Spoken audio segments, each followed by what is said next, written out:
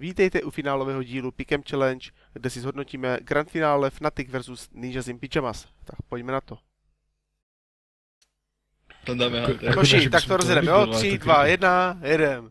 Tak vole, máme semifinále, finále, grand finále, všechno máme, nemáme nic, protože jsem typl špatně Envious Ninjas Pyjamas, takže teďka musím typnout správně, abych měl zlatou. Tak, zhrnem si to, jak hráli. Jak se vám líbilo, jak hráli Fnatic Virtus Pro a jenom v rychlosti, jak hráli Envious Pyjamas? Takže Fnatic a Virtus Pro hráli a Nip a Navi. Nip a Navi. Nip a Envious bylo jasný, že vyhrajou Nip. Ne, já bych se prostě na Nip Hunter, protože Ninjas. Ani náhodou. Ty tu baladu znáš, Hunter, ty tu baladu znáš. Já vím. Jde, No, v Fantasy Virtus Pro i ta první mapa byla výborná, prostě to byl fakt vyrovnaný zápas, jak jsme čekali, a druhá potom tyjo 8-7, což je dobrý, prostě měli 7 bodů za téčka, super, a najednou se jim to celý zbořilo zdar. Hele, bude to tak prostě, že přijde Alu. A Envious proti Nip, Envious ty vole, oni hráli pod svůj úroveň. Oni prostě nebyli úplně na tom naladění, Smith hrál výborně, ale ostatní nebyli úplně naladění na té úrovni jak předtím. A bylo by to nějak mnohem vyrovnanější. Já si osobně myslím, že tam prostě naproti ním, přímo naproti Shoximu, stal Kerrigan.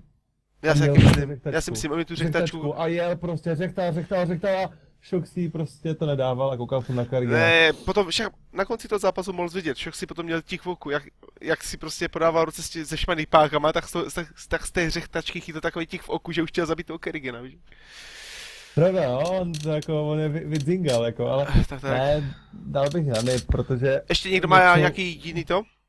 By to nějak zhrnul? Dobrý, tak jdeme na to finále, takže všichni Fnatic. Fnatic Ninjas in Pyjamas, jak to vidíte teda? Pojďme na to. Jsem fanoušek Nip. Tak to my víme všichni, samozřejmě, asi taky. Myslíš, že si tady Fnatic? Hele, já tendenci na to mám říct, ale asi jenom... Ninjas! Jako jestli chceš mít zlatou, tak jde na Fnatic, ale fandí ninju. Já nechci být jediný, který půjde proti vám. Zvykej si, já jsem pořád šel proti ním a jak jsem dopadl. Gamere? Jak to vidíš ty, člověče? Počkej, já to jsem říkal o tom semifinále, že to bude švédské finále. No semifinále, no, to je na videu, mimochodem. No, to je na videu. Že bude švédské finále, jo, tak to stypl dobře. Tak dej na mě, já mám jako, já to mám v hlavě, ty vole. A co gamer?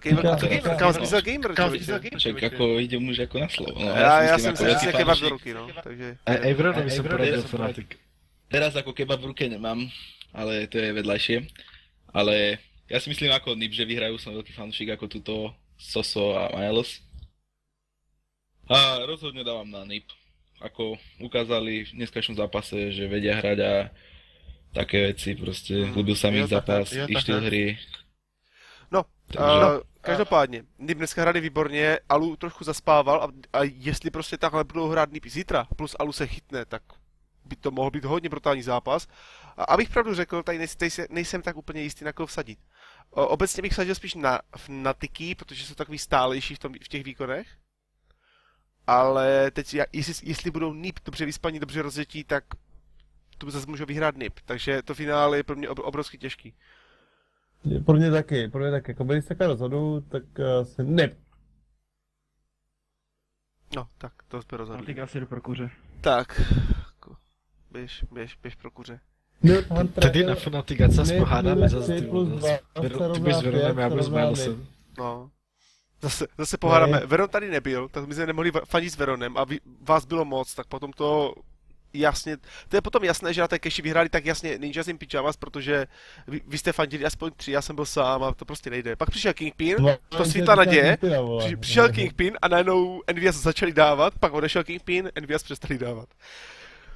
Takže je to jasný, no, Kingpin chybí prostě. To bych chybí kolik bodů? Mně chybí pouze poslední typ.